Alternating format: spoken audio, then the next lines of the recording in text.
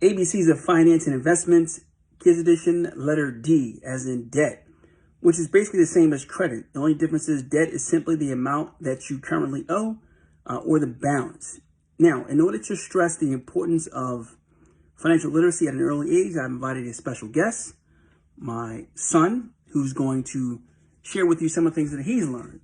Now, what is your name and your age? Bryce, and I'm 8 years old. Okay. Now, let me see you smile. Get a smile for the camera. Here we go. What is credit?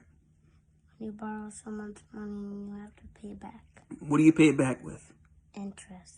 Okay. Now, what's an example of unsecured credit? When you use a credit card. Okay. What's an example of unsecured credit? I'm sorry, secured credit. When you don't use a credit card and you buy something with mortgage. With a mortgage, right? That's usually a house. You buy a house with a mortgage. Now, what's the lowest credit score you can have? 300. Okay. What's the highest credit score you can have? 850. Now, if you have good credit, will you pay more or less in interest? Less. Okay. If you have bad credit, do you pay more or less in interest?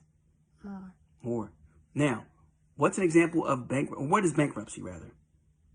When you don't have enough money to pay your bills. Right. So that's basically when you've overextended yourself. Your debt obligations have exceeded either your income or your assets. So I use this simply as an example to stress that once children learn at an early age, it places them in a better position as they get older. Hope you find